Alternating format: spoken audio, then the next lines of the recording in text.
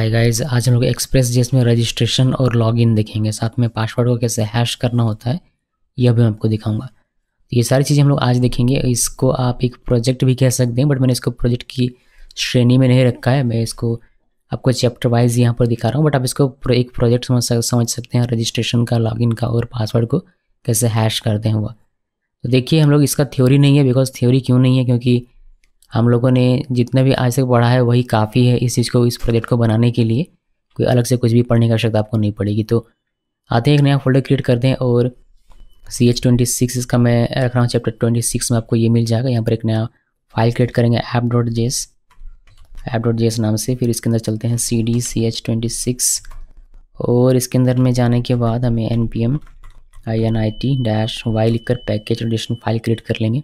इसके बाद इसमें चेंजेस कर देते हैं, जैसे इसमें हम लोग dev कर देंगे और यहाँ पर nodemon ऐप कर देंगे। इसके अलावा हमें ES6 यूज़ करना है, तो यहाँ पर हम लोग टाइप कर देते हैं और ये मॉड्यूल हो जाए। इसको सेव कर दीजिए। अभी इंस्टॉल करने की बात करें तो इंस्टॉल वही जो नॉर्मल से हम लोग करते हैं वही सब करना है। जैसे एक्सप्रेस करना है तो एक्सप्रेस को कॉपी किया, पेस्ट किया और इंटरप्रेस।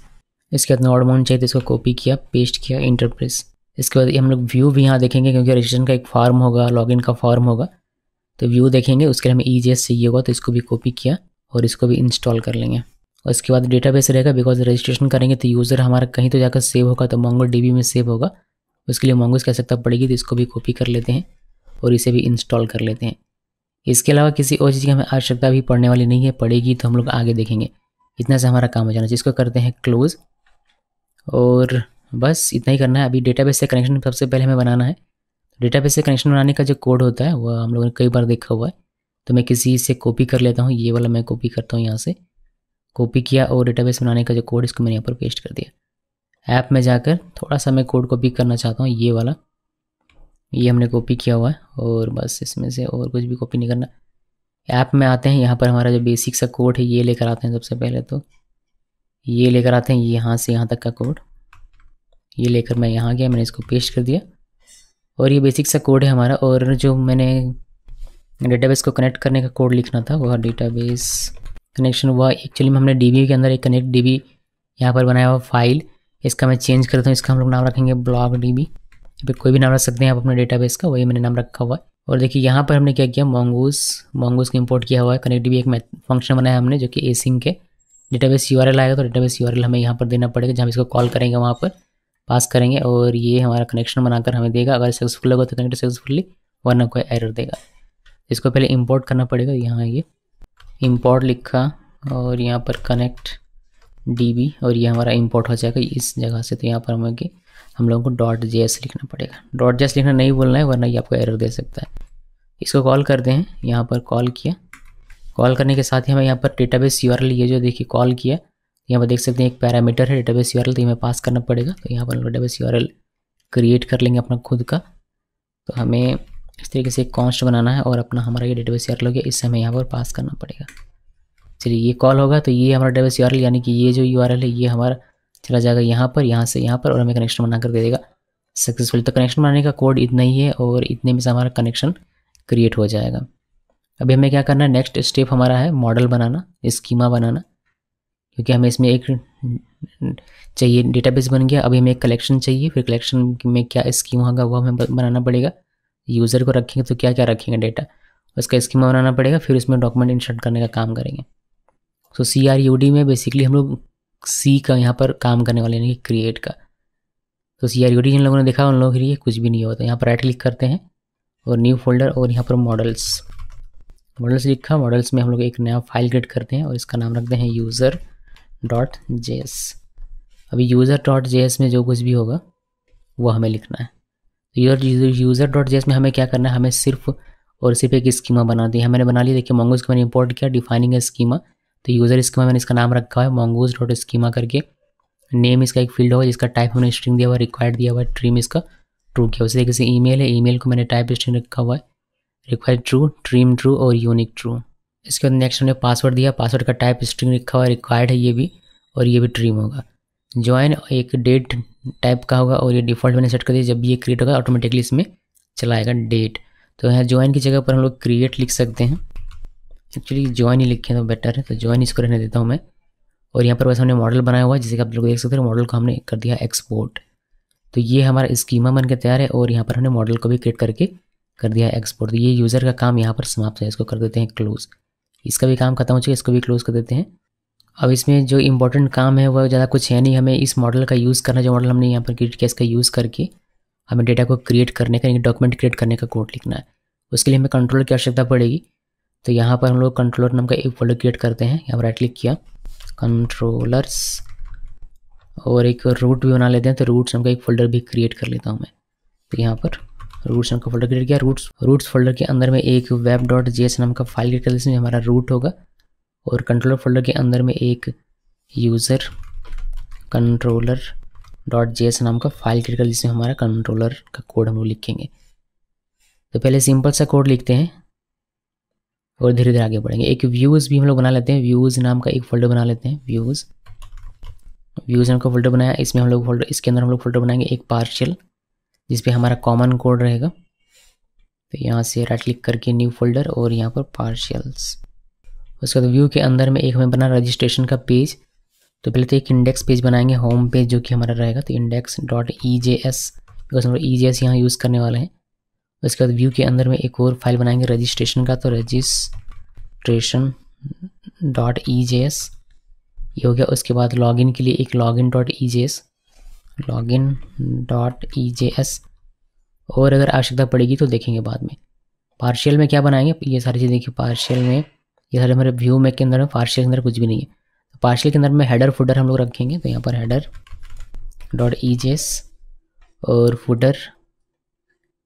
footer.ejs, और एक नेविगेशन भी बनाएंगे हम लोग navbar। तो इसको भी मैं इसी के अंदर में रख देता हूँ, navbar.ejs। चलिए बहुत बढ़िया, हम लोग धीरे धीरे इसमें काम करना शुरू करेंगे। बट जो फाइल्स मुझे चाहिए थी वो सारी मैंने क्रिएट कर ली। क्लोज कर देता हूँ, इतना सारा फाइल अभी हमें ज़रूरत है नहीं। तो सिर्फ इंडेक्स में यहाँ पर मैं लिख देता हूँ, ये हमारा होम पेज बनेगा। तो यहाँ पर लिख देते हैं होम पेज। ओके, तो ये हमने होम पेज इसमें लिख दिया हुआ है। इसको भी क्लोज कर देता हूँ। हम लोग आएंगे यहाँ पर और यहाँ पर, ये दो चीज़ जगह पर हमारे काम होगा, ताकि हम लोग कम से कम इन पेजेस को रेंडर करवा लें। उसके बाद जो लॉजिक का काम उसको हम लोग कंट्रोलर में लिखते रहेंगे। तो यहाँ पर एक क्लास क्रिएट करते हैं कंट्रोलर के अंदर में, यूज़र कंट्रोलर नाम का एक क्लास हमारा यहाँ पर ये क्रिएट होगा। ठीक है, अभी हम लोग इसमें एक फंक्शन बनाएंगे, मेथड बनाएंगे स्टैटिक होम, या फिर इंडेक्स भी इसका आप नाम रख सकते हैं, RES, और यहाँ पर ये हमारा हो जाएगा। सिर्फ क्या करना है, रेंडर करना है। RES रेंडर कौन सी, इंडेक्स वाला जो हमारा पेज है, इंडेक्स पेज, इसको रेंडर करवाना है। इसका पाथ हम लोग क्रिएट करेंगे, यानी कि रूट क्रिएट करेंगे यहाँ पर। तो इसका रूट क्रिएट करना बेहद ही आसान है। हम लोगों को एक्सप्रेस इंपोर्ट करना है, रूट ऑब्जेक्ट बनाना है, और यूज़र कंट्रोलर ये जो है इसको हमने यहाँ पर इंपोर्ट कर लिया। अब सिंपली क्या करना है, हमारा जो रूट ऑब्जेक्ट है यानी कि राउटर ऑब्जेक्ट है, इसका यूज़ करना है। तो राउटर डॉट गेट रिक्वेस्ट रहेगा, रिक्वेस्ट मेथड गेट, और ये स्लैश पर यानी कि रूट पे चलेगा कौन सा, यूज़र कंट्रोलर का होम जो हमारा मेथड है वो, यानी कि ये वाला जो हमारा है होम, ये चलेगा। इसको हम लोगों ने एक्सपोर्ट नहीं किया, इसको एक्सपोर्ट कर लेते हैं। एक्सपोर्ट डिफ़ॉल्ट यूज़र कंट्रोलर, इसको सेव कर दीजिए। तो ये हमने यहाँ पर इंपोर्ट किया, और हमने ये अगर यदि कोई इस पर हिट करता है तो यूज़र कंट्रोलर का होम चलेगा, यानी कि होम चलेगा ये, और ये रेंडर करेगा क्या, इंडेक्स पेज, यानी कि ये वाला पेज, और हमें होम पेज दिखाई देगा। तो इस web.js को हमें अपने app.js में लोड करवाना पड़ेगा। तो इसमें लोड करा लेते हैं, ये बहुत ही ईजी है। इसको लोड करवाने के लिए पहले आपको इसको इंपोर्ट करना पड़ेगा। तो यहाँ पर आइए, इंपोर्ट वेब फ्रॉम रूट्स और web.js, यहाँ से इंपोर्ट किया। इंपोर्ट करने के बाद लोड करवाना है, तो हम लोग यहाँ से लोड करवाते हैं। लोड रूट्स लिखा मैंने app.use, और /web हमने लोड करवा दिया। ये वेब हमने ये वाला लिखा हुआ है, यहाँ से जो भी होता है वही हमने यहाँ पर लिखा हुआ है। इस स्लैश पे हिट होगा तो ये इस पे जाएगा, और ये देखेगा स्लैश ही है, यूज़र कंट्रोलर होम, इसको रन करवा के देगा। देखिए अभी हमें इसको अगर रन कर दें तो इतना तो कम से कम दिखना चाहिए। तो npm रन dev करते हैं। अगर कोई एरर नहीं, देखिए एरर आ रहा है कि import web does not provide an export, ये हमने एक्सपोर्ट प्रोवाइड नहीं किया हुआ है वेब में यहाँ पर। तो इसको एक्सपोर्ट करना पड़ेगा, एक्सपोर्ट डिफ़ॉल्ट राउटर, ये वाला मैं सेव किया मैंने। सेव करने के बाद अभी हमारा कोई एरर नहीं है, देख सकते हैं आप जैसा कि। तो इसमें हिट करते हैं और इस पे हिट करने पर हमारा देखिए इस पर नो डिफ़ॉल्ट इंजन हो गई। हमने इंजन जो EJS यूज़ कर रहे हैं उसको हमने स्पेसिफाई नहीं किया हुआ है, तो उसको स्पेसिफाई करते हैं। app.js में जाएंगे और यहाँ पर नीचे आते हैं और इस तरीके से app.set view engine EJS हमने बता दिया कि हम लोग EJS engine template engine use करें। अब आते हैं यहाँ पर, इसको करते हैं रिफ्रेश और देखिए होम पेज हमें मिल जाता है।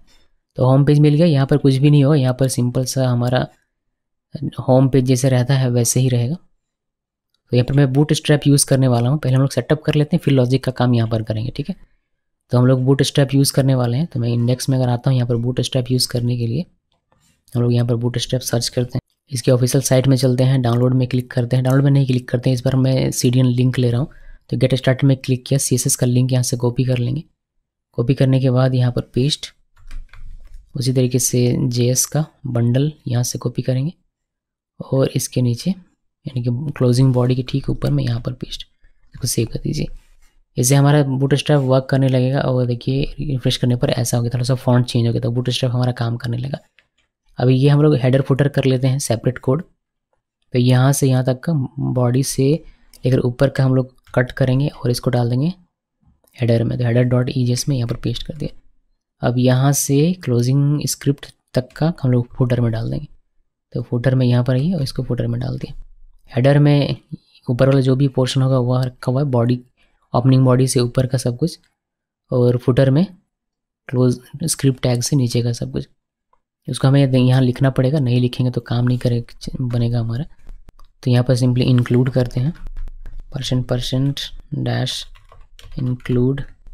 और इंक्लूड कैसे करना है, पार्शियल आ जाना चाहिए था, नहीं यार कोई नहीं, टाइप कर लेते हैं पार्शियल्स header.EJS। ऐसे हो गया हमारा हेडर इंक्लूड। अभी हमें इसी तरीके से फुटर इंक्लूड करना है। तो यहाँ पर आना है, हेडर की जगह पर बस लिख देना है फुटर। इसको करते हैं सेव और देखते हैं कि ये हमारा काम कर रहा है। इसको करते हैं रिफ्रेश, वापस से व्यू पेज सोर्स में चलते हैं और देखिए हमारा ये हेडर आ गया और फुटर आ गया और ये होम जो इंडेक्स का अपना है वो हमें दिखाई दे रहा है, यानी कि ये हमारा काम कर रहा है अच्छे तरीके से। तो ये हमने index.js में किया, उसी तरीके से हम लोग इसको कॉपी करेंगे और लॉगिन वाले में जाकर यहाँ पे पेस्ट कर देंगे और यहाँ पर बस चेंज कर देंगे इसको लॉगिन पेज। और इसके नीचे एक HR दे देते हैं और यहाँ पर लिख देता हूँ मैं लॉगिन फॉर्म। अभी लॉगिन फॉर्म बनाना है बट इतना हम लोग लिख सकते हैं। इसी को कॉपी कर दें और होम के नीचे भी यहाँ पर भी लिख दें। इसको कर दिया मैंने सेव। तो हमारा हो गया क्या, रजिस्ट्रेशन में अभी हमें सेम करना है, तो इसी को पूरे को कॉपी किया, रजिस्ट्रेशन पेस्ट किया। हमें बस लॉगिन की माफ़ कीजिएगा, हमें लॉगिन की जगह पर रजिस्ट्रेशन करना है, तो रजिस्ट्रेशन।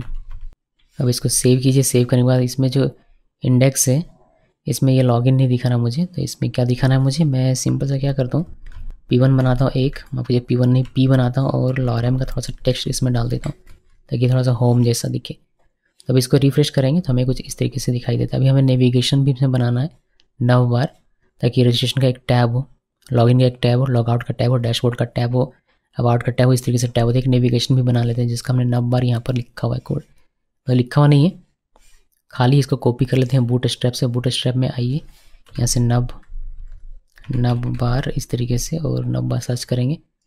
देखिए नव बार कोई सा भी ले लेंगे जो सिंपल सा रहेगा। नीचे आते हैं, ये ले लेता हूँ मैं, इसको मैंने कॉपी किया। कॉपी करने के बाद यहाँ पेस्ट कर देंगे, ये हमारा नव बार है। यहाँ पर बस इसका चेंज कर देते हैं कि सोज वेबसाइट का नाम है, ये ब्रांड नेम है, जो भी आप रखना चाहे रख सकते हैं। उसके बाद ये होम रहेगा, होम में स्लैश कर देते हैं। देन यहाँ पर हमारा फीचर्स की जगह पर हमारा एक हो जाएगा होम, दो हो गया रजिस्ट्रेशन एक कर देते हैं और यहाँ पर रजिस्ट्रेशन का हम लोग पाथ बनाएंगे तब हम लोग यहाँ पर लिखेंगे। उसी तरीके से एक लॉगिन, और ये हटा देता हूँ मैं यहाँ से, ये नहीं चाहिए, हटा दिया। ये हम लोग एक बार और कॉपी करेंगे, एक लॉगआउट का करेंगे और एक कर देंगे डैशबोर्ड का। हालांकि इतना फीचर रखेंगे नहीं मगर फिर भी देखने में अच्छा लगेगा, तो लॉगआउट रख दिया और यहाँ से डैशबोर्ड, इसको कर देते हैं सेव। अभी ये जो हमारा नव बार है हमें सभी पेजेस में लगाना है, इंक्लूड करना पड़ेगा। तो इंडेक्स में आते हैं और हेडर के ठीक नीचे यहाँ पर, और यहाँ पर हमें लिख देना है नव बार। ओके, अभी इसी को कॉपी कीजिए और रजिस्ट्रेशन में भी डाल देते हैं यहाँ नीचे, फिर इसी तरीके से लॉगिन के नीचे भी डाल दिया, सेव कर दिया। सेव करने के बाद अभी देखते हैं इसको, देखिए रिफ्रेश किया, देखिए हमें ये जूम है क्या ज़्यादा, ये ज़्यादा ही कुछ जूम है। तो ये हमारा होम में क्लिक करने पर होम में जाएगा, रजिस्ट्रेशन पे, लॉगिन लॉगआउट पे, लॉगआउट डैशबोर्ड पे। तो ये नेविगेशन बार हमारा बन गया। आप चाहें तो इसको चेंज कर सकते हैं अपनी मर्जी से। 9 बार यहाँ से क्लोज कर देते हैं, इसका कोई काम नहीं है। इसको डार्क बना सकते थे बट रहने देते हैं, कोई इशू नहीं। तो यहाँ से ये जो लिखा हुआ लाइट, इसको मैं डार्क कर दूँ, इसको सेव कर देते हैं। सेव करने के बाद इसको यहाँ से रिफ्रेश करते हैं तो ये कि कुछ इस तरीके से दिखाई देता है। इसे ऐसे रहने देते हैं, डार्क ठीक लग रहा है, इस तरीके से रहने देते हैं। अभी यहाँ जो हमारा इंडेक्स में है, ये जो हमारा होम पेज है और ये पूरा का पूरा टेक्स्ट में लिखा हुआ, ये हम लोग कंटेनर के अंदर डालते हैं बिकॉज ये ठीक दिख नहीं रहा। तो कंटेनर के अंदर में एक रॉ बनेगा और इस रॉ के अंदर में इसको डालते हैं। इसको सेव किया और अभी देखिए ये हमारा थोड़ा सा इस तरीके से होकर आएगा, तो हमें थोड़ा सा बढ़िया लग रहा है, मतलब दिख रहा है। रॉ को MT5 दे देते हैं, यानी कि मार्जिन टॉप से 5 का दे दिया। रिफ्रेश करते हैं, थोड़ा ये नीचे होकर आएगा।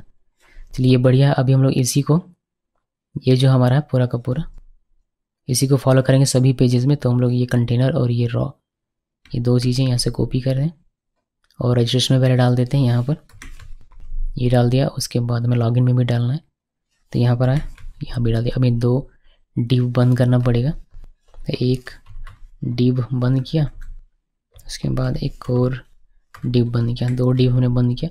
यही 2 डिव हम लोग को सभी में बंद करना है, रजिस्ट्रेशन में भी। तो यहाँ पर आकर पेस्ट कर दिया, ये भी बंद हो गया। और इंडेक्स में तो हमने बंद किया हुआ है, तो रजिस्ट्रेशन लॉगिन में बंद हो गया। चलिए अभी हमारा ये सब कुछ सही तरीके से काम करना चाहिए। सारे पेजेस को एक्टिव कर लेते हैं, यानी कि सभी का पाथ वगैरह बना लेते हैं। उसके बाद हम लोग लॉजिकल काम में आएंगे। तो वेब में यहाँ पर आना है और वेब में हमें क्या क्या बनाना है, देखिए हमें एक बनाना पड़ेगा रजिस्ट्रेशन का, फिर एक लॉगिन का, कम से कम इतना तो बनाना ही है। तो यहाँ पर रजिस्ट्रेशन और यहाँ पर लॉगिन, और ये दोनों ही गेट में है। और हमें यहाँ पर आना है और बस इसमें इसी को कॉपी करते हैं, कॉपी पेस्ट किया और यहाँ पर हमारा इसका नाम रखते हैं रजिस्ट्रेशन और REQ रहेगा। और ये क्या करेगा, रजिस्ट्रेशन वाले पेज को, यानी कि इस वाले EJS को करेगा रेंडर। इसको क्या सेव, अभी देखते हैं यहाँ से अगर हम लोग /रजिस्ट्रेशन लिख के एंटर प्रेस करें तो हमें दिखना चाहिए था क्या, हमें दिखना चाहिए था रजिस्ट्रेशन का पेज, बट दिख नहीं रहा। रजिस्ट्रेशन वाले में आते हैं, यहाँ पर हमने क्या लिखा, रजिस्ट्रेशन पेज, ये हमें दिखना चाहिए था बेसिकली। ओके, आई बिलीव हमने यहाँ पर वेब में ये चेंज नहीं किया, तो यहाँ होम ही इसी वजह से होम दिखाई दे रहा था। अभी हमारा एक रजिस्ट्रेशन आ गया, तो इसको हम लोग बना लेते हैं, लॉगिन बना लेंगे। ये लॉगिन भी बना लेते हैं। अभी हम लोग यहाँ से लॉगिन बना लेंगे, इसी को कॉपी पेस्ट करते हैं और यहाँ पर आकर लॉगिन, और लॉगिन में हमारा लॉगिन पेज। इसको किया सेव करने के बाद वापस आइए यहाँ पर रजिस्ट्रेशन में, देखिए रजिस्ट्रेशन पेज, रजिस्ट्रेशन फॉर्म, इस तरीके से यहाँ पर लॉगिन लिखेंगे, लॉगिन, तो लॉगिन पेज, लॉगिन फॉर्म, ये हो गया। अभी इसको एक्टिव कर लेते हैं। ये बार बार हमें ये टाइप करना पड़ा, इसको हटाकर इसमें एक्टिव कर देते हैं, यानी कि 9 बार को एक्टिव करवा देते हैं। तो यहाँ पर आइए, होम में स्लैश दिया हुआ है, तो ये होम ऑटोमेटिकली काम करेगा। यहाँ पर हमें /रजिस्ट्रेशन लिखना पड़ेगा। इसी तरीके से यहाँ पर /लॉगिन लिखना पड़ेगा। और इन सब में कुछ भी नहीं रहेगा, ये बस ऐसे डमी मैंने क्रिएट किया हुआ है। इसको सेव करते हैं। सेव करने के बाद होम में, तो होम पेज में, रजिस्ट्रेशन में तो रजिस्ट्रेशन पेज में, लॉगिन में तो लॉगिन पेज में, लॉगआउट होता है, डैशबोर्ड होता है, तो वो भी हमारा काम करता है, बट उतना हमें चाहिए नहीं। अभी क्या चाहिए, अभी रजिस्ट्रेशन करवाना है, यानी कि एक फॉर्म चाहिए, रजिस्ट्रेशन फॉर्म चाहिए हमें। तो चलिए बूटस्ट्रैप में चलते हैं, वहाँ से कॉपी कर लेंगे। तो यहाँ पर बूटस्ट्रैप में आइए और यहाँ पर फॉर्म लिखिए, फॉर्म लिखा, और एक फॉर्म हमें यहाँ पर नीचे मिल जाना चाहिए, छोटा सा फॉर्म, कोई सा भी फॉर्म रहेगा चलेगा। तो यहाँ पर से एक फॉर्म हम लोगों ने, चलिए हम लोग यही कॉपी कर लेते हैं, इसी को हम लोग मैनेज कर लेंगे। तो ये हटाते हैं, ये रजिस्ट्रेशन फॉर्म यहाँ पर पेस्ट करते हैं। ये मैंने अपना खुद का बनाया हुआ है अभी कुछ देर में। सो इसका फॉर्म है, मेथड मैंने पोस्ट रखा हुआ है, MB3 है। यहाँ पर नेम है एक जो कि रिक्वायर्ड है, आप देख सकते हैं HTML5 का मैंने लगाया हुआ है वैलिडेशन। इसमें नेम है, ये बहुत इंपॉर्टेंट है, ये रहना ज़रूरी है। उसके बाद ईमेल वाले फील्ड में ईमेल लेबल दिखेगा आपको, रिक्वायर्ड है, और नेम में इसका वैल्यू ईमेल है। उस तरीके से पासवर्ड है, और पासवर्ड वाले में नेम में पासवर्ड लिखा हुआ है। उसके बाद सबमिट का एक बटन है, और कुछ है नहीं। इसको सेव करेंगे। सेव करने के बाद रजिस्ट्रेशन में जाएंगे तो आपको एक रजिस्ट्रेशन फॉर्म आपको देखने को मिल जाएगा सबमिट बटन के साथ। उस तरीके से लॉगिन में आते हैं और लॉगिन का एक फॉर्म क्रिएट कर लेते हैं। ये लॉगिन है, और यहाँ पर एक लॉगिन का फॉर्म मैंने बना लिया। सो यहाँ पर हमें दिखने को मिलेगा फॉर्म जिसमें मेथड मैंने पोस्ट रखा हुआ है और ये ईमेल एड्रेस मांगेगा और दूसरे बार उसका मैंने इनपुट फील्ड दिया हुआ है। ये नेम है, रिक्वायर्ड है, इसके नेम में ईमेल वैल्यू है, और इसके पासवर्ड है, ये भी रिक्वायर्ड है और इसके नेम में पासवर्ड वैल्यू है और ये लॉगिन का एक बटन है। सो करें सेव करने के बाद लॉगिन में क्लिक करेंगे तो आपको इस तरीके से एक लॉगिन फॉर्म देखने को मिलेगा। तो रजिस्ट्रेशन फॉर्म हमारा बन गया, लॉगिन फॉर्म बन गया है और हमें कुछ चाहिए नहीं। होम पेज है यहाँ पर, रजिस्ट्रेशन लॉगिन। रजिस्ट्रेशन पे यहाँ पर जब भी कोई यूज़र लिखेगा डेटा और सबमिट पे क्लिक करेगा तो ये हमारे डेटाबेस में जाकर सबमिट होना चाहिए। ये काम हमें करने का है। तो ये पूरा का पूरा अब हमारा लॉजिकल काम यहाँ से शुरू होगा। तो इस लॉगिन को क्लोज कर देते हैं, रजिस्ट्रेशन को भी क्लोज कर दिया, नवबार को भी क्लोज, इंडेक्स को भी क्लोज। web.js यूज़र कंट्रोलर रहेगा और मॉडल हमें यूज़ करना है। तो मॉडल में आते हैं सबसे पहले यहाँ पर, इसको हमने एक्सपोर्ट करके रखा हुआ है, बहुत अच्छी बात है। मुझे लगा कि मैंने एक्सपोर्ट नहीं किया है, एक्सपोर्ट किया। हम लोगों को इसको यहाँ यूज़ करना तो पहले इसको इंपोर्ट करना पड़ेगा। तो इंपोर्ट यूज़र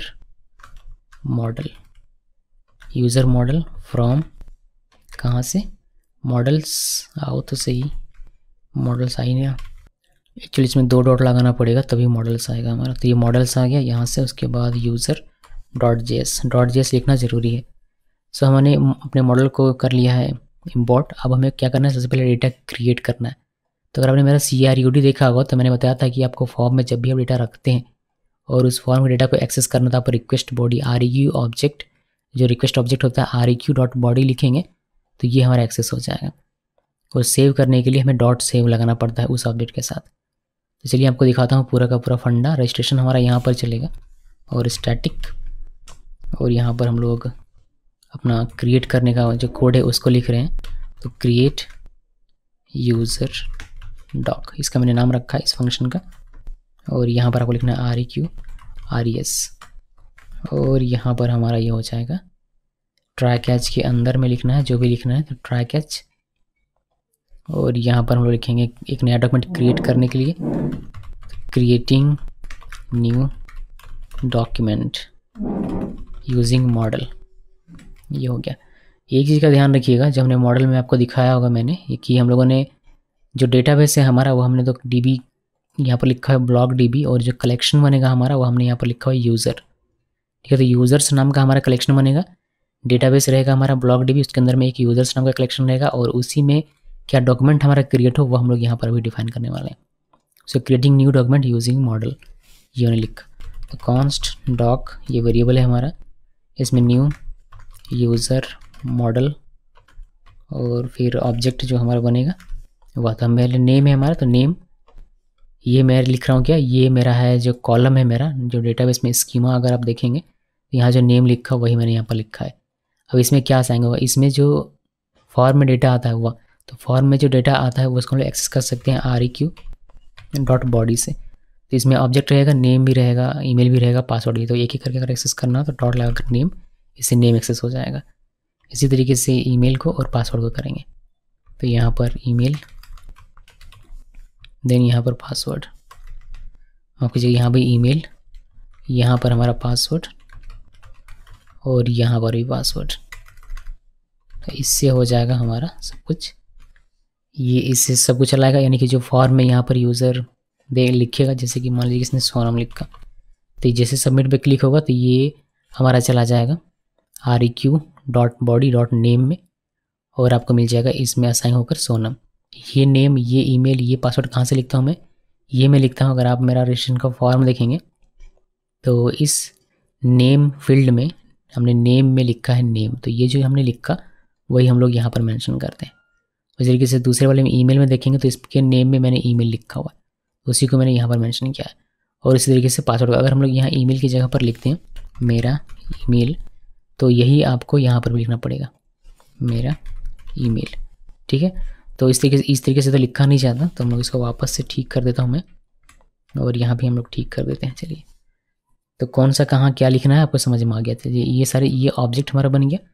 अभी इसको बस सेव करना बाकी है, यानी कि डॉक्यूमेंट हमारा क्रिएट हो गया। अभी हम लोग डॉक्यूमेंट को सेव करेंगे। तो सेविंग डॉक्यूमेंट, इसके लिए हम लोग लिखते हैं await doc.save। इससे रिटर्न होता है, बट रिटर्न का हमें कुछ लेना देना नहीं है, तो उसको मैंने यहाँ पर किया हुआ नहीं है। तो जैसे ही हमारा डॉक्यूमेंट क्रिएट हो जाए वैसे क्या करना, रिडायरेक्ट कर देना रीडायरेक्ट कर देना किस में, लॉगिन वाले पेज में। जैसे रजिस्ट्रेशन हमारा कंप्लीट हो जाएगा लॉगिन वाले पेज में डायरेक्ट कर देना, तो हमने यहाँ पर लिख दिया लॉगिन में रीडायरेक्ट कर देना। और अगर नहीं, अगर कोई एरर आता है तो अगर CLG करो और एरर को दिखाओ। एक हमें क्या एरर आ रहा है यहाँ पर मैं देखना चाहूँगा। ये कह रहा है कि अनएक्सपेक्टेड अवेट, क्योंकि हमने async नहीं बनाया होगा, तो इस फंक्शन को हमें async बनाना पड़ेगा, जाहिर सी बात है async, तो फिर ये हमारा एरर नहीं आएगा। ओके जी, तो ये हमारा फंक्शन कब चलना चाहिए, ये जो फंक्शन है ये फंक्शन हमारा तब चलना चाहिए जब इस सबमिट बटन पर कोई क्लिक करे।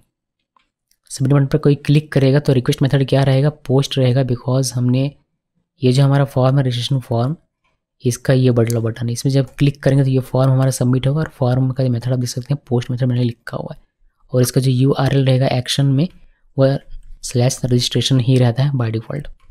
यानी कि यहाँ अगर हम लोग एक्शन मेंशन ना करें तो बाय डिफ़ॉल्ट ये /registration पर ही है।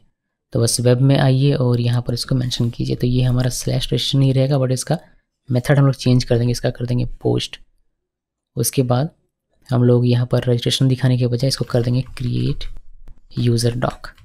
तो जब भी गेट रिक्वेस्ट के साथ आएगा तो हमें रजिस्ट्रेशन का फॉर्म दिखेगा, जब पोस्ट रिक्वेस्ट आएगा यानी कि फॉर्म हमारा सबमिट होगा तो सेम पाथ पे इस कंट्रोलर का ये वाला मेथड चलेगा, यानी कि ये चलेगा।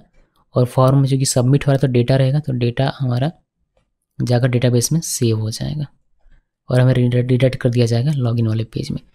तो ये पूरा फंडा है मेरा। अभी हम लोग इसमें इसको प्रैक्टिकल करके देखते हैं। रजिस्ट्रेशन में यहाँ पर आते हैं, उससे पहले कंपास दिखा देता हूँ आपको, जो हमारा डेटाबेस है बैकएंड में, उसको देख लीजिए MongoDB को।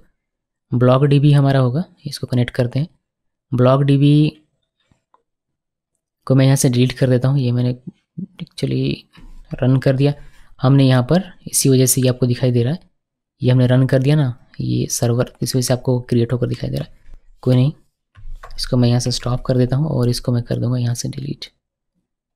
तो ओके, लिखना पड़ेगा BlockDB और यहाँ से ड्रॉप डेटाबेस कर देता हूँ, तो ये हमारा क्लियर हो गया, कोई डेटाबेस नहीं अभी। ठीक है, अभी वापस से रन करते हैं इसको, npm रन डेव, तो हमारा कनेक्शन सक्सेसफुली होता है, तो हमारा डेटाबेस क्रिएट हो जाएगा और हमारा इसके अंदर में एक कलेक्शन भी क्रिएट हो जाएगा। तो आप इसको रीलोड करें, देखिए BlockDB इसके अंदर आएंगे तो हमें एक यूजर्स नाम का कलेक्शन मिलेगा, लेकिन कोई डॉक्यूमेंट नहीं है। डॉक्यूमेंट हमारा इंसर्ट तब होगा जब हमारा रजिस्ट्रेशन फॉर्म फिलअप होगा और सबमिट पे क्लिक होगा। तो हम लोग इसको करते हैं, देखते हैं कि होता है या नहीं। यहाँ पर सोनम लिखा मैंने, यहाँ से sonam@gmail.com और sonam123 और सबमिट पे क्लिक किया। सबमिट पे जैसे ही क्लिक किया आप देख सकते हैं कि हमारा गोल गोल घूम रहा है, यानी कि कोई एरर हमारा मिल चुका है हमें। यहाँ पर देखते हैं रिफ्रेश करके, नहीं कोई डेटा नहीं आया है। पहले तो एक तो मैं इसको क्लोज कर देता हूँ, वरना ये हमारा रीलोड हो जाएगा अपने आप। और दूसरा एरर देखते हैं कि क्या एरर है। तो यहाँ पर आते हैं और ये कहता है कि can not read property undefined name, ये नेम को अनडिफाइंड बता रहा है। तो ये हमें एरर क्यों आया, ये हमें एरर इसीलिए आया बिकॉज बाय डिफ़ॉल्ट अगर आपको REQ बॉडी यूज़ करना है तो आपको एक मिडिलवेयर यूज़ करना पड़ेगा, जो कि हमने अभी तक किया हुआ नहीं है। तो उस मिडिलवेयर का नाम है URL इनकोडेड, जो कि मैंने आपको बहुत ही डिटेल में बताया हुआ है। तो यहाँ पर आते हैं और उसको लिख देते हैं app.use लिखना है, express URL encoded extended true मैंने कर दिया। इसको सेव करते हैं, अब ये हमारा एरर नहीं आएगा और ये हमारा सही तरीके से काम करेगा। तो मैंने वापस से सर्वर को रन कर लिया हुआ है और हम लोग यहाँ से रजिस्ट्रेशन फॉर्म में जाएंगे, यहाँ पर रिफ्रेश करते हैं। इसको रिफ्रेश किया, इस बूटस्ट्रैप का कोई काम नहीं, इसको क्लोज कर देता हूँ। यहाँ पर रिफ्रेश किया, अभी हम लोग डेटाबेस में फिर से आकर देख लेते हैं। यहाँ पर इसको रिफ्रेश करते हैं, कोई डॉक्यूमेंट नहीं है। यहाँ ये लिखा sonam@gmail.com और sonam123 और सबमिट में जैसे ही क्लिक करेंगे देखिए हमारा हमें लॉगिन पेज में रिडायरेक्ट करता है और डेटाबेस में हमारा यहाँ कोई एरर नहीं है और डेटाबेस में हमारा यहाँ पर एक डेटा हमें देखना चाहिए। देखिए आप लोगों को दिख रहा होगा मे बी, लेकिन नेम सोनम, ईमेल sonam@gmail.com और पासवर्ड sonam123, यानी कि एक यूज़र रजिस्ट्रेशन हो गया हमारा, कोई एरर नहीं, कोई कुछ भी नहीं। एक और यूज़र रजिस्ट्रेशन करते हैं, यहाँ पर आते हैं और वापस से रजिस्ट्रेशन में जाइए। यहाँ से राहुल फिर राहुल का ईमेल rahul@gmail.com और फिर यहाँ से rahul123 और यहाँ पे सबमिट में क्लिक करेंगे, लॉगिन में रिडायरेक्ट करेगा और ये हमारा क्रिएट हो जाना चाहिए। तो MongoDB में चलते हैं, रिफ्रेश करते हैं और देखिए नीचे राहुल का हमारा जो डेटा है, डॉक्यूमेंट है, वह क्रिएट हो गया। तो 2 यूज़र हमने रजिस्ट्रेशन कर लिया, इनके रजिस्ट्रेशन हमारा सही तरीके से परफेक्ट काम कर रहा है। अब बारी है लॉगिन को देखने की कि लॉगिन हमारा कैसे काम करेगा। तो ये भी ईजी है, बस हमें रीड करना है डेटाबेस में से और अपने यूज़र के डेटा से मैच करना है। यानी कि अगर यूज़र यहाँ पर लिखता है मान लीजिए sonam@gmail.com और यहाँ पर sonam123, तो यूज़र ने मुझे ये डेटा दिया और यूज़र ने जब रजिस्ट्रेशन किया होगा तो उसके लिए डेटाबेस में सेव हुआ होगा इसका डिटेल। तो इस डिटेल को हमें मैच करवाना है। अगर सही पाया जाता है तो फिर लॉगिन करवा देना और उसको डैशबोर्ड में पहुँचाना है। ये काम करना है हमें। तो बेहद ही ईजी है ये भी। चलिए हम लोग चलते हैं, इसको देखते हैं कि कैसे ये होता है। app.js में आई डोंट थिंक अब हमें कुछ करने की आवश्यकता है, तो मैं इसको क्या करता हूँ, इसको क्लोज़ कर देता हूँ। फिर वेब में हमें एक और बनाना पड़ेगा जो हमें वेरीफाई करके देगा लॉगिन, और हमें रजिस्ट्रेशन में कुछ भी नहीं करना, तो मैं इसको अभी के लिए क्लोज़ कर देता हूँ। मॉडल में कुछ भी नहीं करना, इसको क्लोज़ कर देते हैं, और कनेक्ट में कुछ भी नहीं करना, इसको भी क्लोज़ कर देते हैं। आते हैं कंट्रोलर में और यहाँ पर लॉगिन। तो ये लॉगिन एज इट इज़ जैसे था वैसे का वैसे ही बना हुआ रहेगा। इसके नीचे हम लोग एक और यहाँ पर बनाते हैं स्टैटिक, और इसका नाम रखेंगे वेरीफाई लॉगिन। ये हमें लॉगिन वेरीफाई करके देगा ये वाला। एसिंक बना देता हूँ बिकॉज इसमें हमें एसिंक लगेगा। RES। उसके बाद ट्राई कैच बनाया हमने, और यहाँ पर पहले लिख देता हूँ CLG, और एरर कोई रहेगा तो ये हमें मिल जाएगा। अब यहाँ पर देखिए हमारा जो भी रहेगा, पहले तो हमें चाहिए कि हमें दो चीज़ें चाहिए। एक तो डेटाबेस से रीड करना पड़ेगा डेटा, यूज़र नेम और पासवर्ड। दूसरा हमें डेटा चाहिए जो यूज़र इनपुट कर रहा है लॉगिन फॉर्म में यहाँ पर वो। तो ये हमें मिल जाता है किससे, req.body से। तो ये req.body.email करेंगे तो हमें ईमेल मिल जाएगा। req.body.password करेंगे तो पासवर्ड मिल जाएगा। बट इसको डिस्ट्रक्चर कर लेते हैं इस पर, बिकॉज हमें बहुत ज़्यादा लिखना पड़ सकता है। तो ईमेल और पासवर्ड, और डिस्ट्रक्चर कर रहा हूँ ऑब्जेक्ट डिस्ट्रक्चरिंग। होपफुली आप लोगों को जावास्क्रिप्ट में आता होगा। तो इसके अंदर में ये दोनों ही ऑब्जेक्ट थे जिसको हमने डिस्ट्रक्चर करके ईमेल और पासवर्ड में डाल दिया। तो req.body.email ईमेल में आ जाएगा, req.body.password पासवर्ड में चलाएगा। अब जहाँ भी हमें ईमेल आवश्यकता पड़ेगी तो यहाँ पर ये लिखेंगे, मिल जाएगा। पासवर्ड के लिए ये लिखेंगे। ये यूज़र से जो मिल रहा है वह है, न कि डेटाबेस वाला, ठीक है। तो ये यूज़र के लिए हम लोग लिखेंगे, या फिर आप यहाँ पर लिख सकते हैं कि यू ईमेल और यू पासवर्ड, ठीक है। तो ये यूज़र्स जो हमें दे रहा है फॉर्म से वह है, ये ध्यान में रखिए। इसलिए मैंने यू ईमेल और यू पासवर्ड लिख दिया कि आप डिफ्रेंशिएट कर पाएँ, कन्फ्यूज़न ना हो। अब हमें चाहिए क्या, अब हमें चाहिए डेटाबेस से डेटा। तो यूज़र जो ईमेल हमें प्रोवाइड कर रहा है उसको हम लोग चेक करेंगे अपने डेटाबेस में कि क्या कोई उस ईमेल का यूज़र हमारे पास अगर है तो उसका डेटा ले लेंगे। तो देखिए कैसे, कॉन्स्ट रिजल्ट इक्वल और अवेट, मॉडल का नाम है हमारा यूज़र मॉडल। तो यूज़र मॉडल हम लोग यहाँ यूज़ करते हैं, और एक फाइंड वन ये लिखेंगे, और यहाँ से हम लोग फाइंड करेंगे, क्या फाइंड करेंगे, ईमेल के बेस पर। तो ईमेल और जो हमें दे रहा है यूज़र उसके बेस पर, तो यू ईमेल यहाँ पर लिख देता हूँ। तो ये ईमेल हो गया हमारा जो डेटाबेस में है। यहाँ पर ईमेल, वह ईमेल फील्ड का नाम मैंने लिखा हुआ, और यहाँ पर यू ईमेल जो हमने यहाँ पर लिखा नहीं कि यूज़र से जो ईमेल आएगा वह, तो यूज़र से जो ईमेल आएगा वह मैच किया जाएगा डेटाबेस में। अगर कोई है तो वह ऑब्जेक्ट फाइंड करके रिजल्ट में डाल दिया जाएगा। फिर आप चाहें तो रिजल्ट को कंसोल करके देख सकते हैं। तो CLG कीजिए और रिजल्ट को कंसोल कर लीजिए, जिससे कि आपको कम से कम इतना पता चले कि हमें ऑब्जेक्ट मिल रहा है या नहीं मिल रहा।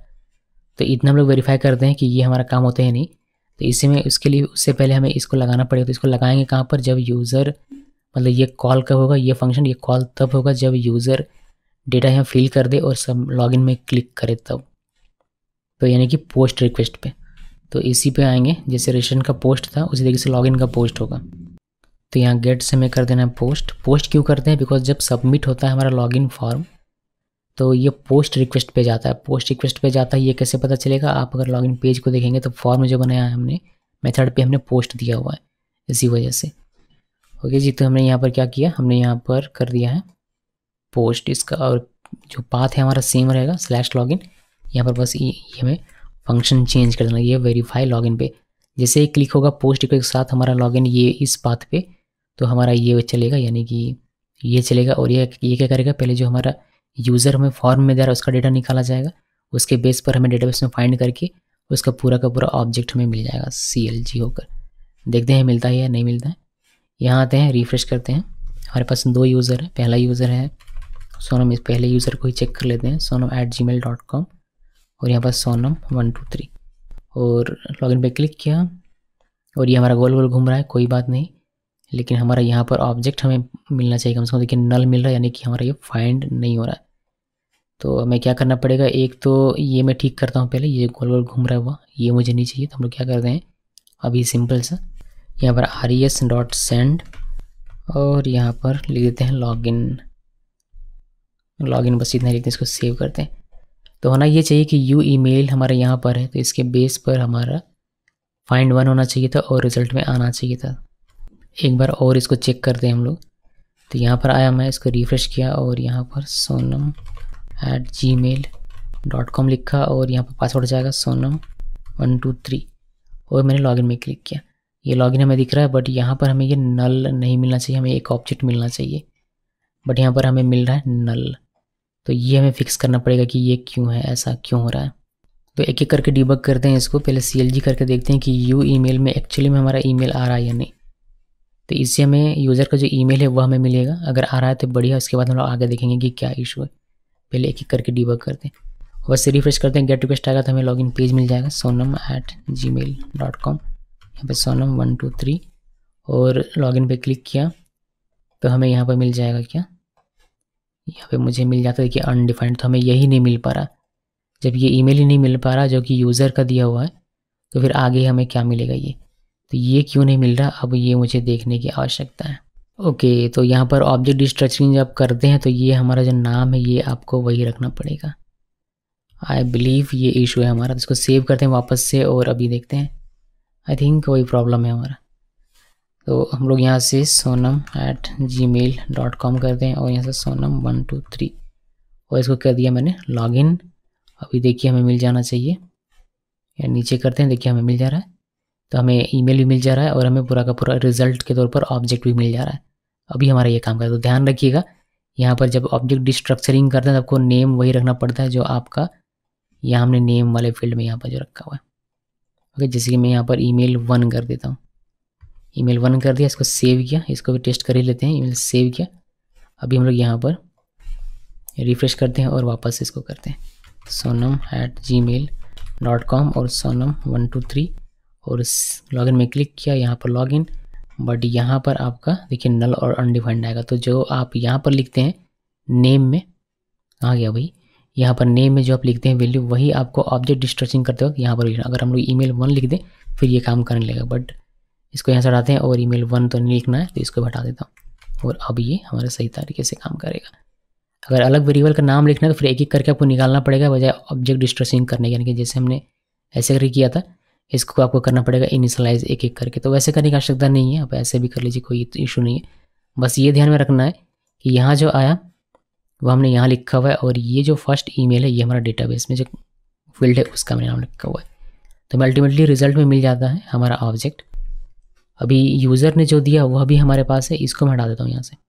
यूज़र ने जो ईमेल दिया वह भी हमारे पास है, पासवर्ड भी हमारे पास है, और जो डेटाबेस में हमारा इस यूज़र के बेस पे ऑब्जेक्ट फाइंड हो रहा है वह भी हमारे पास है। रिजल्ट डॉट अगर ईमेल कर दूँ मैं यहाँ से तो मुझे सिर्फ उसका ईमेल मिल जाएगा। तो यूज़र का ईमेल भी मेरे पास है और जो डेटाबेस में ईमेल हमें फाइंड हो रहा है वह ईमेल भी इससे हमें मिल जा रहा है। तो बस यहाँ पर अब आप इफ़ कंडीशन लगाइए और अपना काम कीजिए। तो देखिए कि कैसे। इसको यहाँ से हटाते हैं, इसको कमेंट कर देता हूँ। यहाँ पर एक इफ़ लगाना है, इफ़ क्या इफ़ लगाना है, if result dot email equal है जो ईमेल यूज़र देता है उसके, जो डेटाबेस से हमें ईमेल फाइंड हो रहा है रिजल्ट डॉट ईमेल, वह ईमेल अगर इक्वल है जो यूज़र हमें दे रहा है यानी कि फॉर्म से जो दे रहा है उस ईमेल के, और तो यहाँ एंड लगा देंगे जो यूज़र पासवर्ड जो डेटाबेस में पासवर्ड है वह पासवर्ड और जो यूज़र में पासवर्ड देता है वो पासवर्ड, अगर दोनों ही चीज़ें मैच करेंगी यानी कि ईमेल भी और इसके कॉरेस्पॉन्डिंग जो पासवर्ड मिल रहा है वो भी अगर दोनों ही हमारा मैच करता है तो ही हम लोग क्या करेंगे, उसको भेज देंगे कहाँ पर, इसको भेज देंगे हम लोग डैशबोर्ड में। तो यहाँ पर मैं एक H1 के अंदर में लिखता हूँ, H1 बनाया मैंने। एक हम लोग प्रॉपर यहाँ पर पेज क्रिएट करके इसको रेंडर करवा सकते हैं, बट वैसा मैं करना नहीं चाहता अभी, वरना वो बहुत बड़ा फिर बनता जाएगा। तो डैशबोर्ड मैंने ऐसे सिंपली लिख दिया हुआ है डैशबोर्ड, और यहाँ पर जो रिज़ल्ट में हमें मिल जा रहा है उसी को प्रिंट करवा देता हूँ। तो यहाँ पर रिजल्ट को प्रिंट, पूरे ऑब्जेक्ट को प्रिंट करवा देते हैं, तो ये हमारा रिजल्ट पूरा का पूरा प्रिंट हो जाएगा। तो अगर ईमेल हमारा सही पाया जाता है, यानी कि डेटाबेस में जो हमें ईमेल मिल रहा है और जो यूज़र हमें ईमेल दे रहा है वो हमारा ट्रू है, जो डेटाबेस में हमें पासवर्ड मिला और जो यूज़र हमें पासवर्ड देता है अगर ट्रू है, तो ये दोनों ही हमारा ट्रू हो जाएगा। उस केस में हमें ये डैशबोर्ड में भेज देगा। और अगर ऐसा नहीं होता है उस केस में ये एल्स में चला आएगा और हमें क्या res सेंड हमें क्या दिखाएगा, ईमेल H1 में ये भी लिखता हूँ मैं, और ताकि थोड़ा बड़ा बड़ा दिखाई दे हमें, बस इसी वजह से H1 के अंदर मैं लिख रहा हूँ। यहाँ पर लिख देंगे ईमेल और password is not valid. Email और पासवर्ड दोनों में से कोई एक या दोनों ही आपका वैलिड नहीं है, ये हमने लिख दिया। फिर हमें ये इसकी आवश्यकता नहीं है, जो res लॉगिन लिखा है यहाँ पर ये लिखने की आवश्यकता नहीं है। तो या तो दोनों हमारा ट्रू हो जाएगा और इसको डैशबोर्ड में भेज दिया जाएगा, या फिर ईमेल और पासवर्ड इज़ नॉट वैलिड ये हमें देखने को मिलेगा। एक और केस हो सकता है कि वो दिखाऊंगा मैं अभी थोड़ी देर में, उसको जब एरर देखिएगा तो समझ में आएगा ज़्यादा। पहले चलिए इसको हम लोग देख लेते हैं। तो हम लोग क्या करेंगे, हम लोग लॉगिन करने की कोशिश करेंगे, ईमेल हमारा सही रहेगा, पासवर्ड ही सही रहेगा तो ये हमें डैशबोर्ड में लेकर जाएगा। ईमेल हमारा सही रहेगा, पासवर्ड गलत रहेगा तो हमें दिखाई देगा ईमेल और पासवर्ड इज़ नॉट वैलिड। चलिए मैं आपको दिखाता हूँ। यहाँ पर लॉगिन में आते हैं और यहाँ पर देखिए हमारा sonam@gmail.com और यहाँ पर sonam123 लॉगिन में क्लिक किया। देखिए लॉगिन हमारा होगा, डैशबोर्ड में हम लोग पहुँच गए और जो ऑब्जेक्ट था रिजल्ट ऑब्जेक्ट वो पूरा आपको यहाँ पर देखने को मिल जाता है। बैक करते हैं लॉगिन में और अभी हम लोग ईमेल सही देते हैं sonam@gmail.com, बट पासवर्ड हम लोग गलत दे देते हैं, कुछ भी पासवर्ड दे दिया। लॉगिन में क्लिक किया, ईमेल और पासवर्ड इज़ नॉट वैलिड ये हमें मिल रहा है। यहाँ तक का सिनेरियो बहुत ही अच्छा है, बहुत ही क्लियर है हमारा। लेकिन जब हमारा ईमेल गलत होगा, अभी पासवर्ड गलत था तो हमें मिलता है ईमेल और पासवर्ड इज़ नॉट वैलिड। लेकिन अगर हमारा ईमेल गलत हो जाए तो देखिए कि यहाँ पर क्या इशू हमारा क्रिएट होता है, उसको कैसे फिक्स करना होता है। मान लीजिए कि यहाँ पर ईमेल हमारा गलत है, जैसे कि मेरे पास दो ही ईमेल है, एक तो है मैं आपको दिखाता हूँ। यहाँ पर देखिए sonam@gmail.com और दूसरा है rahul@gmail.com, ये दो रजिस्टर बंदे हैं। मान लीजिए कि कल को आता है sumit@gmail.com, ये है ही नहीं, sumit123 ये पासवर्ड भी नहीं है, तो ये यूज़र नहीं है। इसमें लॉगिन में क्लिक किया, देखिए ये हमारा गोल गोल घूमता रहेगा और हमारा ये हैंग हो जाएगा। तो ये क्यों हुआ पहले ये हमें पता लगाना पड़ेगा। तो sumit@gmail.com ये हमने दिया, यूज़र ने दिया। तो ये क्या करता है, यहाँ पर यूज़र लेकर आया और ये डेटाबेस में फाइंड करना शुरू कर देता है कि क्या sumit@gmail.com का कोई ईमेल है। अगर नहीं है तो रिज़ल्ट के पास नल चला आता है। इसको आप अगर डिस्प्ले करेंगे, अभी मैं आपको डिस्प्ले करके दिखाऊं तो ये आपको नल दिखाई देगा। फिर से हमें एक बार करना पड़ेगा, यहाँ पर इसको स्टॉप करते हैं और इसको वापस से लॉगिन में क्लिक कर, देखिए हमें ये रिज़ल्ट में क्या आएगा, नल चलाएगा। इसको नीचे करता हूँ मैं कि नल मुझे दिख ही नहीं रहा। अगर देखिए यहाँ पर आपको नल दिखाई देगा, तो ये आपको नल, ये कह भी रहा है कि प्रॉपर्टी रीडिंग ईमेल नल। तो इसका क्या मतलब हुआ, इसका मतलब ये हुआ कि जब तक ईमेल सही है तो हमें सही ऑब्जेक्ट मिल जाता था, तो हमें ऑब्जेक्ट यहाँ वेरीफाई होकर इफ़ का हमारा कंडीशन सही काम करता है। बट जब हम लोग ईमेल ही गलत दे देते हैं तो रिजल्ट के पास चलाता है नल, और ये नल डॉट ईमेल को रीड करने की कोशिश करता है, जो कि पॉसिबल नहीं है। तो नल को हमें चेक करना पड़ेगा कि अगर नल है तो फिर क्या करना है। ये सारी चीज़ें तो बाद में आएगी, पहले तो इस रिजल्ट को चेक कीजिए कि रिजल्ट में डेटा है या फिर ये नल है। तो ये जो है हमारा इफ़, इसको हम लोग नीचे करते हैं और पहले इस रिज़ल्ट को चेक करते हैं। इस रिज़ल्ट को चेक करने के लिए इफ़ लगाएंगे और यहाँ पर कहेंगे कि रिज़ल्ट नॉट इक्वल नल। अगर रिज़ल्ट नॉट इक्वल नल है, यानी कि रिज़ल्ट में कोई ऑब्जेक्ट है, डेटा है, इक्वल यहाँ पर लगाना है। अगर रिज़ल्ट नॉट इक्वल नल है यानी कि रिज़ल्ट में कोई डेटा है, तभी आप उसको ये वाला प्रोसेस करवाइए। रजिस्टर्ड होगा तो रिज़ल्ट में डेटा आएगा, ऑब्जेक्ट आएगा, तो फिर ऑब्जेक्ट आएगा तो ईमेल भी एक्सेस होगा, फिर ये हमारा नल नहीं होगा कभी भी।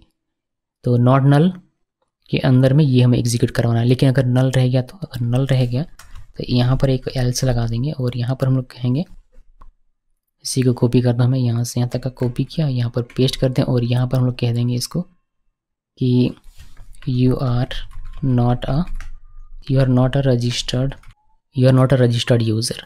ठीक है, तो यहाँ पर लॉजिक समझने वाली बात है थोड़ी सी, वरना आपको ये घुमा सकता है।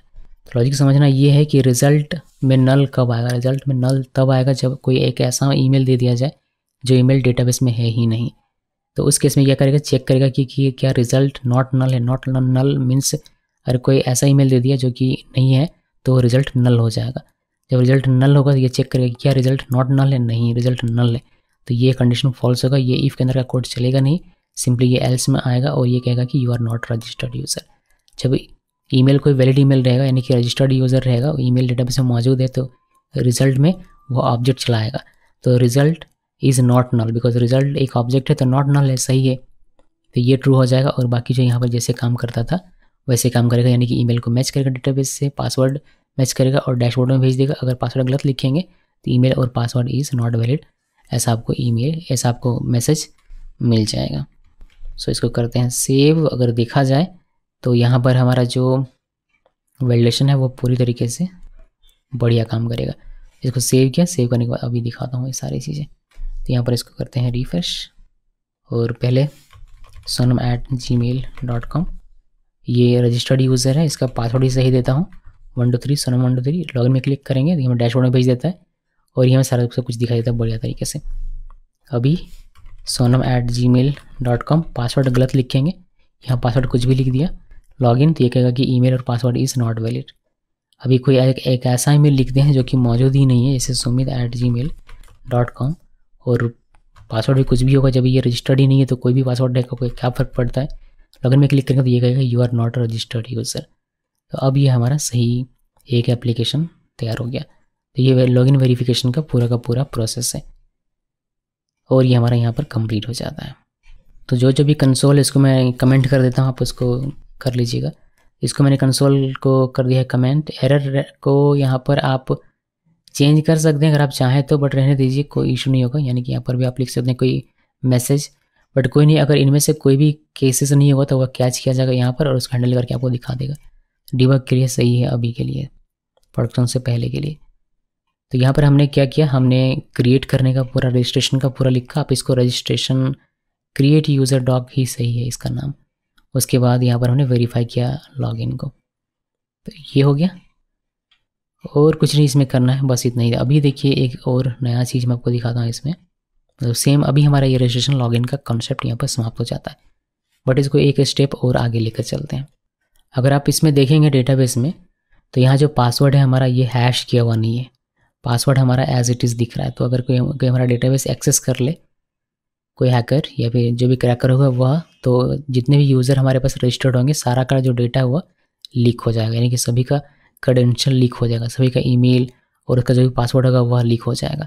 तो अगर आप ऐसा नहीं चाहते हैं तो आप इस पासवर्ड को हैश कर सकते हैं। तो चलिए मैं आपको दिखाता हूँ कि आप हैश कैसे करेंगे रजिस्ट्रेशन करते वक्त और फिर लॉगिन करते वक्त उसको कैसे मैच करेंगे। तो इसको नीचे करते हैं और देखिए कि कैसे ये सारी चीज़ें होती है। यहाँ से मैं स्टॉप कर देता हूँ सर्वर को कुछ देर के लिए। और पहले क्या क्या चीज़ें हमें करनी पड़ेगी वो देखिए, हमें एक नया पैकेज यहाँ पर इंस्टॉल करना पड़ेगा जिसकी हमें हेल्प लेनी पड़ेगी हैश करने के लिए। तो वह उसका नाम है, मैं आपको दिखाता हूँ उसका नाम। वेब पेज में चलते हैं और यहाँ पर आपको npm.js ओपन करना है। npm.js ओपन कीजिए, यहाँ पर लिखिए bcrypt लिख कर सर्च कीजिए, एग्जैक्ट मैच आपको मिलेगा। दो चीज़ें हैं, एक bcrypt.js से और एक bcrypt.js जो ये बहुत ही पहले देखिए अब 5 years अगो अपडेट किया गया है, उसके बाद इसमें कोई अपडेट नहीं है। हम लोग इसका यूज़ करेंगे। इसमें क्लिक करते हैं और अगर इसी से ब्लैंक का है तो आप इसको Ctrl F5 प्रेस करके एक बार हार्ड रिफ्रेश कीजिएगा, फिर आपको ये पूरा डॉक्यूमेंटेशन देखने को मिल जाएगा। तो ये हमें इंस्टॉल करना पड़ेगा, इसको कॉपी करते हैं और यहाँ पर इंस्टॉल कर देते हैं। ये हमारा इंस्टॉल हो रहा है, बहुत ही ईजी है इसको यूज़ करना, ज़्यादा डिफिकल्ट नहीं है। तो इसको हम लोग पहले इंस्टॉल कर लेते हैं। चलिए हमारा ये इंस्टॉल हो गया। अभी आगे देखते हैं इसका डॉक्यूमेंटेशन क्या कहता है। इसका डॉक्यूमेंटेशन कहता है कि इंस्टॉल कर लिया, इंस्टॉल हमारा हो चुका है। देन अब इसको यूज़ कैसे करेंगे, इसको यूज़ करने के लिए ये कहता है कि आप पहले इसको इंपोर्ट कीजिए जहाँ पे आपको इसको यूज़ करना है। तो चलिए हम लोग को यूज़ करना है कंट्रोलर में, तो इसको इंपोर्ट कर लेते हैं। हम लोग इंपोर्ट इस तरीके से नहीं करेंगे, ये पुराना तरीका दिया हुआ है, हम लोग ES6 का यूज़ करेंगे। तो यहाँ नीचे करते हैं और पहले इसको इंपोर्ट करते हैं। तो इंपोर्ट और bcrypt लिखा फ्रॉम bcrypt, तो इसको हमने इंपोर्ट कर लिया। अभी डॉक्यूमेंटेशन में वापस सही है और यहाँ पर देखिए ये कहता है कि आपको साल्ट राउंड्स देना पड़ेगा, तो हम लोग देंगे। यहाँ पर ये पासवर्ड का सैंपल दिखा रहा है कि आप प्लेन टेक्स्ट पासवर्ड इस तरीके से भी रख सकते हैं या फिर सम अदर पासवर्ड, ये दो पासवर्ड लेकर हमें दिखाई दे रहा है। और यहाँ 2 टेक्निक बताता है कि आप इस टेक्निक का भी यूज़ कर सकते हैं और आप इस टेक्निक का भी यूज़ कर सकते हैं।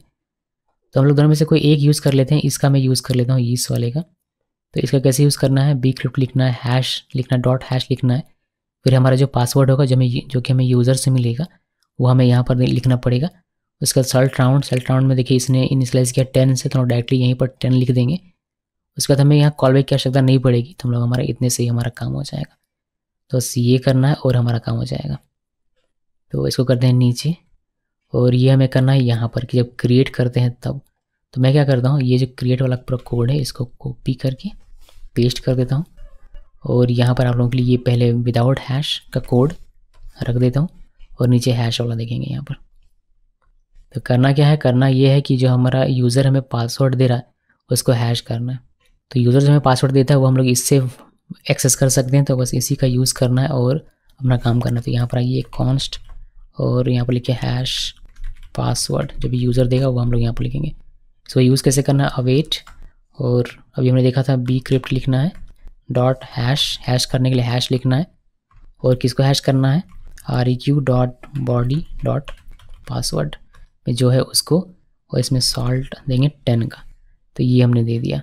अभी क्या करेगा, यूज़र से जो भी पासवर्ड मिलेगा उसको हैश करेगा और हैश पासवर्ड में डाल देगा। अब ये हम लोग डेटाबेस में सेव करवाएंगे। तो यहाँ पर ये ना लिख कर ये लिख देंगे, तो हैश पासवर्ड हमारा पासवर्ड में जाएगा और ये हमारा फाइनली सेव हो जाएगा।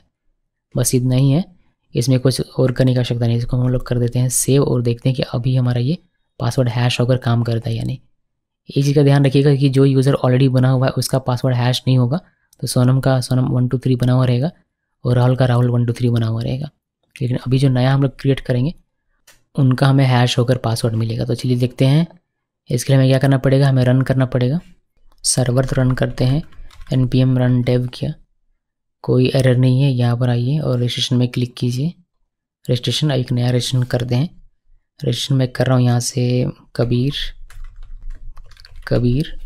और यहाँ से कबीर @gmail.com, और यहाँ से पासवर्ड दे रहा हूँ कबीर 123, और मैंने सबमिट में क्लिक किया। ये हमारा सबमिट हो गया, यानी कि हमारा रजिस्ट्रेशन हो चुका है। लॉगिन में हमें भेज दिया इसने, और कोई एरर नहीं है। चलिए डेटाबेस में जाकर देखते हैं। यहाँ पर आया मैं, इसको रिफ्रेश करते हैं। देखिए नीचे में एक कबीर दिखाई देगा, देखिए कबीर का नेम दिखाई दे रहा है, कबीर की ईमेल आईडी दिखाई दे रही है, और इसका कबीर का पासवर्ड हमने डाला हुआ था कबीर 123, बट ये हैश होकर यहाँ सेव हुआ है।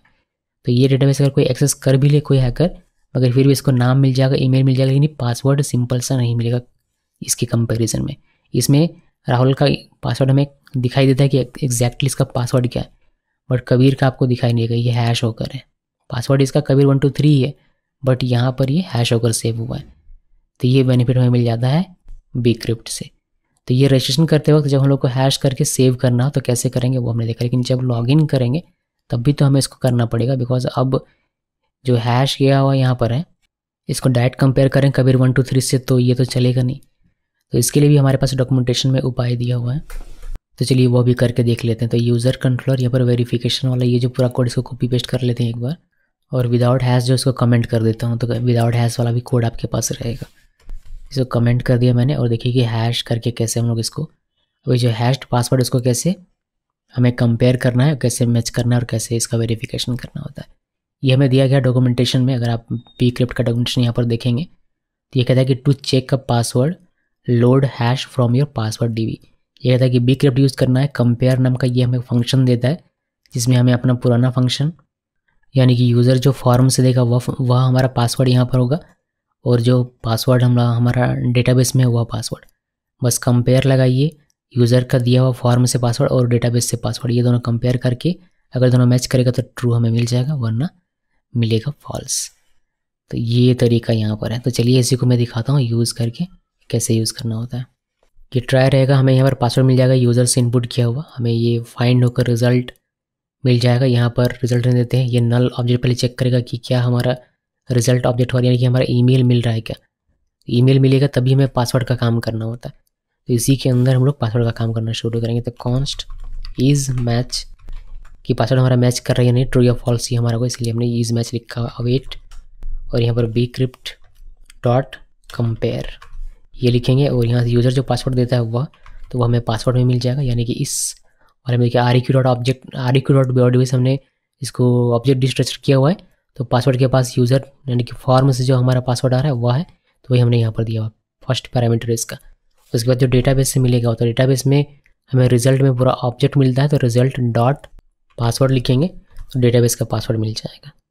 ओके जी, तो बस अगर ये दोनों सेम रहेगा कंपेयर करके हमें बताएगा, अगर रहेगा तो इस मैच में हमारा ट्रू चला आएगा। तो अभी आपको ये कंपेयर करने की आवश्यकता नहीं है, बजाय इसके सिंपली इज मैच लिखिए।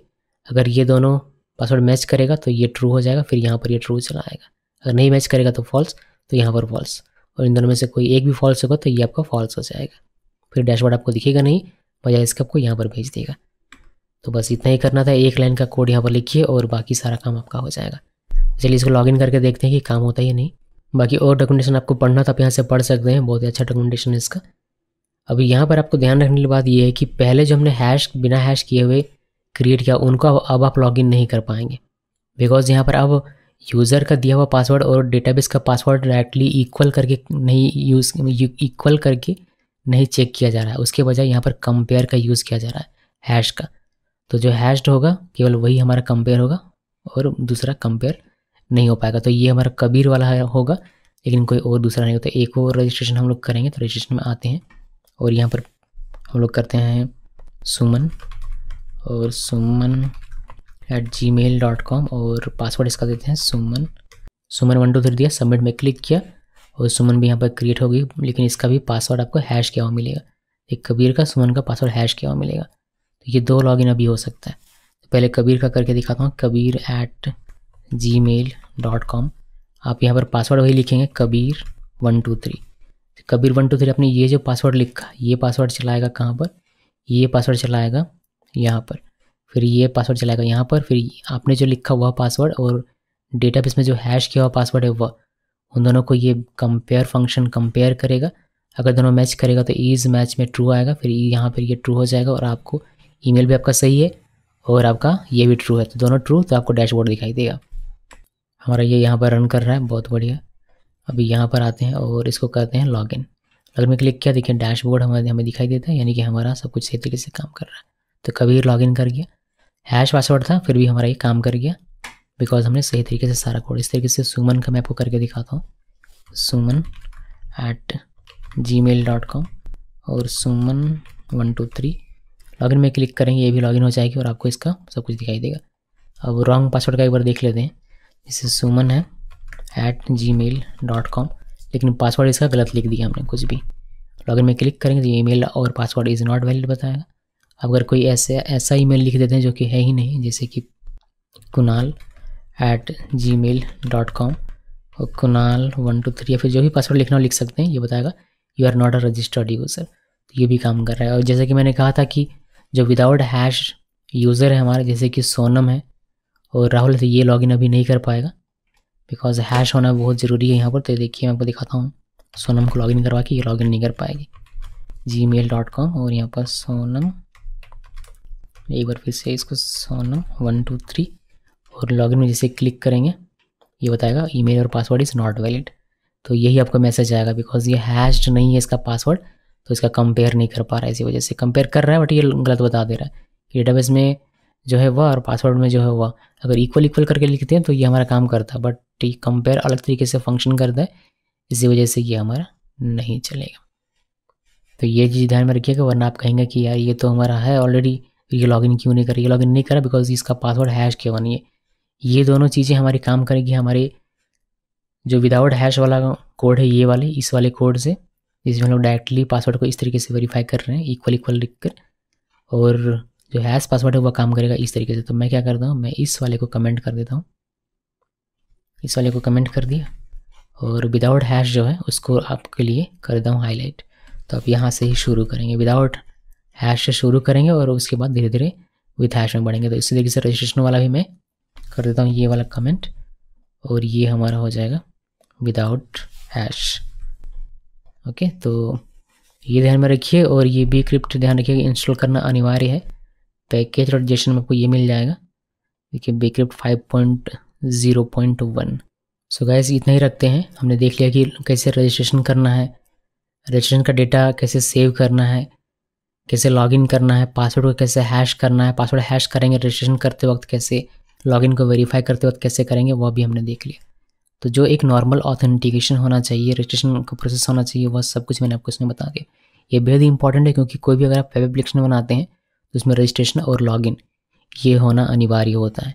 तो ये एक प्लेन जिसमें सिर्फ हमने एक्सप्रेस का यूज़ किया हुआ है उस तरीके से आप कैसे करेंगे रजिस्ट्रेशन और लॉगिन हैश पासवर्ड के साथ, वह मैंने यहाँ पर आपको दिखाया। होपफुली ये सारी चीज़ समझ में आ गई। तभी मैंने रजिस्ट्रेशन और लॉगिन, ना तो लॉगआउट हमने इंप्लीमेंट किया है, ना डैशबोर्ड, ये बस ऐसे शो के लिए मैंने रखा हुआ है। बट हमारा जो कॉन्सेप्ट था वो हमारा यहाँ पर ख़त्म हो जाता है। ये छोटा सा एक प्रोजेक्ट ही है, आप ऐसा समझ सकते हैं। इस वीडियो को देखने के लिए आप सबका बहुत बहुत धन्यवाद।